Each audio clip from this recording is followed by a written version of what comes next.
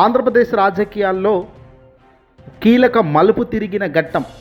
చంద్రబాబు నాయుడు గారు ఈరోజు ఏకంగా power star Pawan Kalyan, Janasena party అధినేత, డిప్యూటీ సీఎం హోదాలో ఉన్న పవన్ ఇంటికి ముఖ్యమంత్రి చంద్రబాబు గారు ఈరోజు వెళ్ళడం జరిగింది.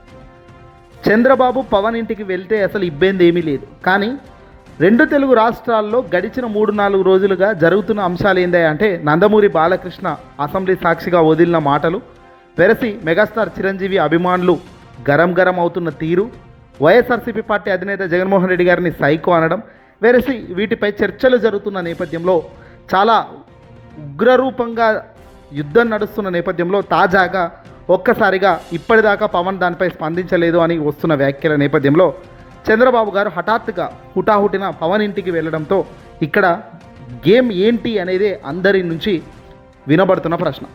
పవన్ ఇంటికి వెళ్ళిన చంద్రబాబు కేవలం పవన్ కళ్యాణ్కు గత కొద్ది రోజులుగా వైరల్ ఫీవర్తో బాధపడుతున్నారు, పరామర్శించేందుకు మాత్రమే వెళ్తున్నానంటూ వాళ్ళ మీడియాలో వచ్చిన కథనాలు.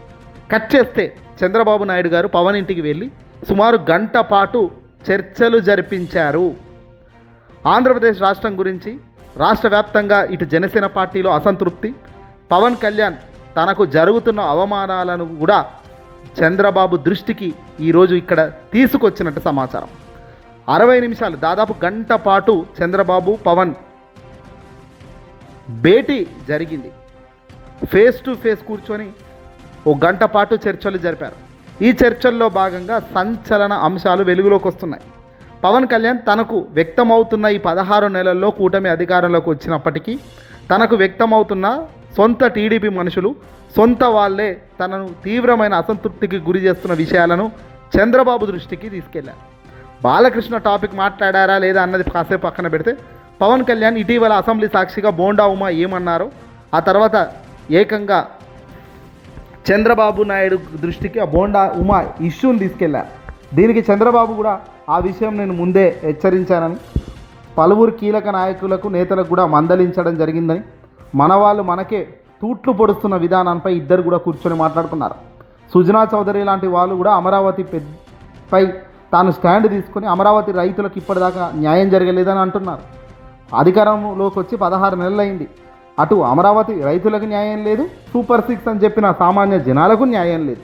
పేరుకు మాత్రం గొప్పలు చెప్తూ పోతున్నారు. అల్టిమేట్గా ఇక్కడ చాలా ఒక విషయం అయితే అర్థమైంది. చంద్రబాబు పవన్ కళ్యాణ్ ఇద్దరు కూడా సంచలన వ్యూహంతోనే అడుగులు వేస్తున్నారు. ఈ దిశగానే వాళ్ళ ప్రయాణం ఉంటుందనేది క్లియర్గా తెలుస్తుంది. ఇక వైరల్ ఫీవర్తో బాధపడుతున్న పవన్ కళ్యాణ్ ఆరోగ్యం గురించి వాకప్ చేశారట చంద్రబాబు.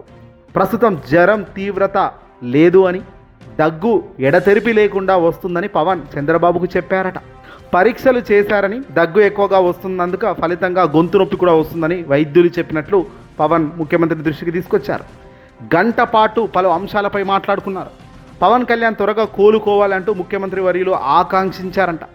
ఆరోగ్య విషయంలో ప్రత్యేక శ్రద్ధ చూపించాలని, ఈ సందర్భంగా పవన్ కళ్యాణ్ మెగా డిఎస్సి విజయవంతంగా నిర్వహించి 15,941 మందికి ఉద్యోగాలు ఇవ్వడాన్ని ప్రస్తావించారట. ఉద్యోగులకు ఎంపికైన వారికి నియామక పత్రాలు అందించే కార్యక్రమాన్ని నిర్వహించి యువతలో మనోధైర్యాన్ని, స్ఫూర్తిని పెంచాలని, ఇంకా మనం ఏం చేస్తే బాగుంటుంది, కూటమి అధికారంలోకి వచ్చింది కానీ మనం ఇంకా ఏమీ చేయలేకపోతున్నాం, ఫండింగ్ సరిగ్గా లేదు, అటు ఆర్థిక పరిస్థితి దారుణంగా ఉంది, మన వాళ్ళే మనకు తూట్లు పొడుస్తూ పోతున్నారు, ఓ సందర్భంలో ఊహించని వ్యక్తులు సైతం మనపై రివర్స్ అవుతున్నారు, తద్వారా నువ్వు జనసేన పార్టీని అప్రమత్తం చేయి, టీడీపీని నేను అప్రమత్తం చేస్తానంటూ చంద్రబాబు పవన్ ఇద్దరి మధ్యలో చర్చ జరిగిందట. అలాగే బాలకృష్ణ నోరు జారి అడ్డంగా మాట్లాడిన మాటలపైన కూడా చర్చ జరిగింది. కానీ ఇది బయటికి మాత్రం రాలేదు. చర్చ జరగకుండా ఉంటుందా? రెండు తెలుగు రాష్ట్రాల్లో వేరే టాపిక్ లేకుండా ఇదే టాపిక్ మీద 3 రోజుల నుండి డిబేట్లు నడుస్తున్నాయి. ఇదే టాపిక్ మీద ప్రతి ఒక్కరు మందలిస్తున్నారు. ఇదే టాపిక్ మీద బాలయ్యపై చాలా వరకు గరం అవుతున్నారు.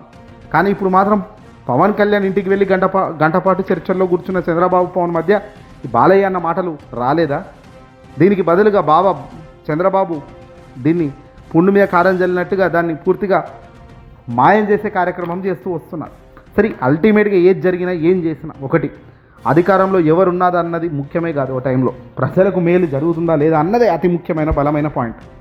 పేదవారికి కష్టం వచ్చినప్పుడు ఆదుకునే స్థాయిలో కూటమి ప్రభుత్వం ఉందా ఈరోజు? పేదవాడు సంతోషంగా కాలర్ ఎగిరేసుకుని న్యాయంగా, ధర్మంగా, చట్టబద్ధంగా అడుగులు వేయగలిగే సత్తా, సామర్థ్యం సామాన్యుడికి కల్పిస్తుందా ఈ కూటమి ప్రభుత్వం?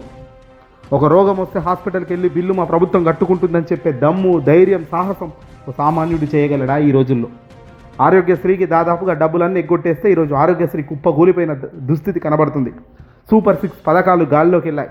ఎటు చూసినా దారుణాలే. పైగా సోషల్ మీడియాలో ఎవడు ఏం మాట్లాడినా తిరిగి కేసులు పెట్టి ఇబ్బంది పెట్టే కార్యక్రమాలు, కొత్త సంస్కృతి.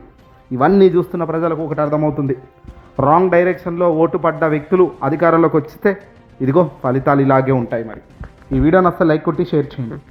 గంట పాటు జరిగిన చర్చల్లో ఇంకేమేమి వస్తాయి అన్నది రాబోయే రోజుల్లో బహుశా బయటపడవచ్చు. ఆ రోజు చర్చిద్దాం.